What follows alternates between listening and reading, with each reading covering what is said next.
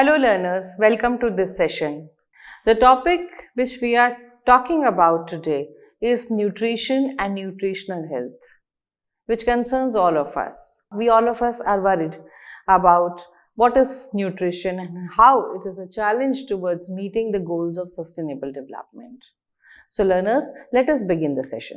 What is nutrition if I ask you? Nutrition relates to our food habits, our diets, whatever we are growing in our fields, and how does it affect our health. So it is believed that nutrition is the science of food. Yes, obviously, because it has so much of in it which explains that what are the chemical components of the food that we are eating, how does it contribute towards our health, and it also has a relationship, as I said, with the health of human beings. It is very important to have a nutritious diet, to have nutrition in our food. And there are so many criteria which have been given. But one thing which is very important for us to understand today, learners, is that nutrition is a double-edged sword. Why do we say this? Because, certain countries are there where, of course, undernutrition, malnutrition is a problem. But on the other hand, there are also countries where overnutrition is a problem. Scarcity of certain nutrients in our food or the excess of certain nutrients in our diet, everything causes problem. Yes, we do need certain nutrients which are essential for our healthy survival. We need so much to have in our food that we are taking in, but also there are certain things which shouldn't exceed the prescribed limits or the standards. When I say it is the science of food that clearly explains that it has a relationship with what is the constituent or what are the chemicals which are present in the food today, what are the properties of the different food items, the different cereals, the eatables that we are consuming today. What all does it contain? Because this aspect is hardly taken care of. Although, since times immemorial, our researchers have tried to, find out the science of food. Why is it that certain foods are eaten during specific time of the year? Why are certain foods recommended in time of illnesses? So we are aware of this thing that food has a science behind it. We prescribe so many types of things, so many do's and don'ts with regard to what has to be eaten and in what quantities. But the detailed study, the detailed knowledge comes in the form of the nutritional sciences or the nutritional studies, and it is very essential, and we must understand that it is a problem towards attainment of the sustainable development goals, because it is very essential for the human beings to have nutrition and taking care of the nutritional health. Let us talk in detail about all these issues. What is good nutrition? If I ask you, so you will say yes, having healthy diet, eating lot of fruits, vegetables, consuming milk, yes, that gives me good nutrition. But how far it is true? That we don't know. We know that yes, eating green vegetables and having a balanced diet is good for us, it's good for our health. So that means it is a good nutrition, but however, it is not true. When I talk about nutrition, it depends on so many factors. And there are certain criteria which decide that what is good nutrition, because the nutrition may be good for a child, may not be good for an elderly person. The nutrition may be good or essential for me, may not be working for the person who works in field all the day long. So that means the different components of the nutrition which are there have to be taken in different amounts, in different quantities, so as to say that it is a good nutrition. So first aspect is yes, age and nutritional requirement varies. Learners, you know this thing. The infants, the toddlers, the children, the adolescent, the youth, the elderly, at every stage of life, the nutritional requirements are different. We cannot have a prescribed diet plan for all the age groups of the people, and you are aware of this thing. There is so much of awareness regarding this, that what has to be fed to a child will be entirely different for those who are working class, for those who are elderly. The metabolism is different, the body needs are different. So we have to take it, we have to charter that. Okay, so that type of chartering is very essential to calculate that what nutrients are required at what stage of our lives. Do we take care of that? As we grow up, have we changed our diet plans? Are we not consuming the same kinds of foods throughout our lives? Does it contribute towards good health? Need to check. Then gender. Yes, the male and the female body is different. The requirements are different. So therefore, when we say the nutritional requirements, they vary, and also it varies according to the age of that gender also. So according to the physique, according to the metabolism, according to different bodily requirements, the nutrition has to be different. Again, the question is, do we in our families have different charts? For women, for men, depending upon nutrition what they require, it is not so. And thirdly, the type of work that we do. You know, food gives us energy. We have read in our junior classes, food gives us energy to do certain work. So that food means what? Nutrition. There are people who do lot of physical work. There are people who do lot of mental work. There are people who remain standing throughout the day. So the work pattern is different. So the different nutrients that they need to check. We have to understand these phenomena which are very, very essential. What is the importance of good nutrition? Yes, first and foremost, we know that a nutritious diet, the nutrients when you have, you are in a good health. Now to have that good health, again you need to check what age group you belong to, what sex you belong to, what work do you do. And then only it will contribute to the good health, otherwise not. Yes, it helps in the economic development. Learners, when we are sick, we do not go to our work. We do not do our duties properly. That is an economic loss. And when we see it from the broader perspective of the whole nation, we find that people are not working according to their capacities. The efficiency is very low because of the fact that they are not fed properly. So our economy depends to a larger extent on the nutrition also. And it gives more avenues for education, livelihood. So these things are interlinked with each other. What is there on our tables to eat has a relationship with so much which is happening outside. It helps to build economy. It helps in spreading of education. We are able to contribute more, and we have ample means of livelihood in this context. The question now comes, yes, very preliminary question, that what are the types of nutrients? Yes, carbohydrates, fats, proteins, minerals, vitamins, and rough phase. We know all about this thing, and we have a gimmick nowadays that cut down on carbs, because it increases the body weight. They are all essential. Some are micronutrients, some are macronutrients. The carbohydrates, the fats, the proteins, they're the macronutrients. You need them in a larger quantities. And that differentiates the concept of the undernutrition and malnutrition. And the vitamins, minerals, these are what? These are micronutrients. You don't need them in large quantities, but of course you need them.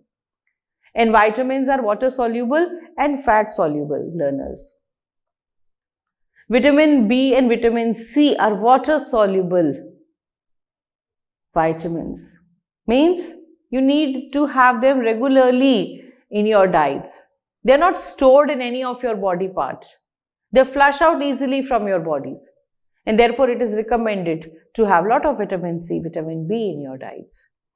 But there are certain like A, E and K, they are the fat soluble vitamins. They are stored in your body parts. So these are the type of nutrients, and again when I was talking about the age, gender and other things, relate to it. You need to have proper consultations that in what quantities, what ratios do these nutrients should be there in your diet so as to have, yes, good health and productivity and efficiency and lot more things. And nutrition science, has got different aspects. So I am now on nutrition science. Okay, we have understood about nutrition. So nutrition science has got different aspects.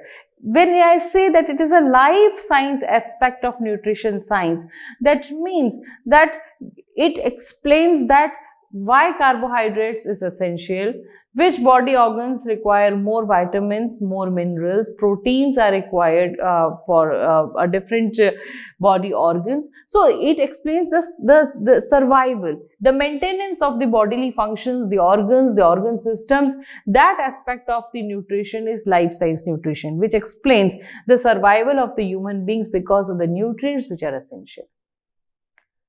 The social nutrition explains that why there is a gap, intergenerational gap, intragenerational gap between the nutrients distribution in our families, within societies, within countries. You can easily get lot many examples out of it. Socially also, why there are, I can give you so many examples where we have certain families where the women are denied access to nutritious food. That is a social aspect where we see that all members of the family or society, in our societies also, you find there are certain classes of the people who are devoid of the nutritious food. They eat unhealthy, unhygienic, stale food, which is, rotten at certain times also. So we have to look into this aspect also. And eco-nutrition is also very important, because in the rush towards commercialization of agriculture, we have lost our bondages with the traditional foods that we used to consume. So ecologically, environmentally, it is important that we give emphasis to a lot of the traditional varieties of the food items which we consume, which we grow, which are important for our maintenance of the healthy lifestyle.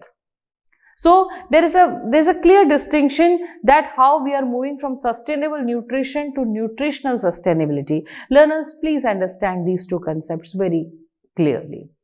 When I say sustainable nutrition, means producing enough so that everybody gets access to food. Everybody gets to eat the fruits, the vegetables, the cereals, whatever is important, the dairy products. Everybody has access. That is a sustainable nutrition. So that in our farms, we also grow the crops in such a manner that everybody can eat it. Everybody can have access to it. When I say nutritional sustainability, means look into the environmental, the social concept also while making use of the nutritional science. So our agriculture patterns, our biodiversity, our social setup must be in such a way that we move towards nutritional sustainability. We are on challenges to sustainable development, and in every aspect we are dealing with this. Learners, you know what is goal number 2? SDG goal 2 aims to end hunger and all forms of malnutrition by 2030. Different forms of nutrition. At certain, there is an iron deficiency. Somewhere it is calcium deficiency. Somewhere it is excess in the form of obesity and the lifestyle diseases that we are facing. So by 2030, the UN proposes that we end hunger, and not only ending hunger, but also giving an end to the malnutrition. It commits to provide universal access to safe, nutritious and sufficient food at all times of the year. That is very important.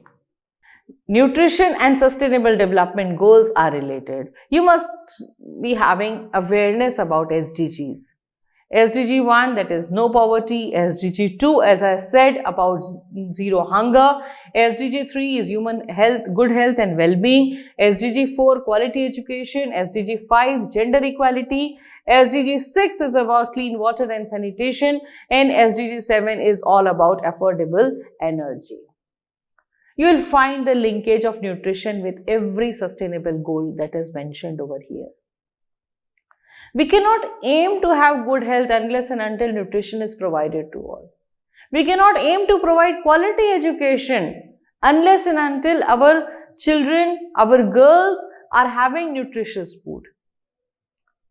Similarly, gender equality is also not possible unless and until we take care of the nutrition aspect of the different sections of the society, and likewise clean water, sanitation and energy also. Because there is a lot of hue and cry about growing of different fodder crops and growing of different food crops in the name of production of energy. We have to explore and we have to check that how this practice of growing energy plantations deplete certain population to have access to the nutritious food. That is very interesting and very point of concern to see that how our act of arts depletes certain sections of the population of the nutritious food. So there are global nutrition targets. These are the common problems related to the nutrition that the whole world is facing. Stunting, the growth of the children, anemia, low birth weight, childhood overweight, that is a problem, breastfeeding and wasting. I just point out few revelations here. So according to Sustainable Development Goal Report 2021, 2.37 billion people are without food and they are not able to get balanced diet on a regular basis. Almost 1/3 of the women of the reproductive age are suffering from anemia due to nutritional deficiency. Around 720 to 800 million undernourished people are there in the world. That explains the state of the affairs and that explains why nutrition and nutritional health is important for all of us. And learners, today our food choices are created. We eat what is shown in the commercials, what is available in the markets. There's a lot of demonstration of easy to cook food where it is given a message that whatever can be cooked easily should be cooked, instead of focusing more on the foods that we traditionally used to consume. That has all vanished. We have become cosmopolitan in food. We eat the same type of food whether we are in the northern India or in the southern India. We find all the types of common food items. This is dangerous because our food is getting multinationalized, industrialized and chemicalized. Multinationals decide what the children will eat, what will appeal to them. There is no talk about the nutrition. There is no talk about your age or your sex or your food requirements. Nothing. There is only you can say the popularity of the food is determined by how easy, how attractive it looks, how easily it is cooked. So there is a need to reclaim our culinary legacy. Our kitchens, our spices, there is so much of things which were already there in our Indian kitchen. They have been, out. They are nowhere now. So there is a need to reclaim that. Look at our traditional food varieties. Look at our traditional pickles, sharbats, so many type of things we used to grow. And that is important because not only it helped in the protection of the biodiversity, but it also helped in providing you the nutritious food. They were all season based. So we have to move from sustainable food production to sustainable diets. What are sustainable diets? Diets which have low environmental impact. So it does not cause any harm to the health of the people, to the environment, because they are protective and respectful of the biodiversity and ecosystems. So at one hand, they help in the generation of the local livelihoods also. They help to protect the biodiversity, they maintain the health of the ecosystems, they ensure steady supply of the food items, and along with this, they are also important for providing nutritious diet to the population. So, learners, you must be able to relate the interconnections between food, nutrition and nature. What we eat is not only satiating our hunger, but it also determines our mental state, our emotional well-being. It has a lot of things to do with the nutrition, because in the long run that is very essential for our survival, and it also depends upon the nature. We have to have the seasonal you can say foods in our diets. So this loss of connection to nature may have long-term implications, and also it is very important that we may fail to achieve the UN Sustainable Development Goals if we overlook the aspect of nutrition and nutritional health. Thank you.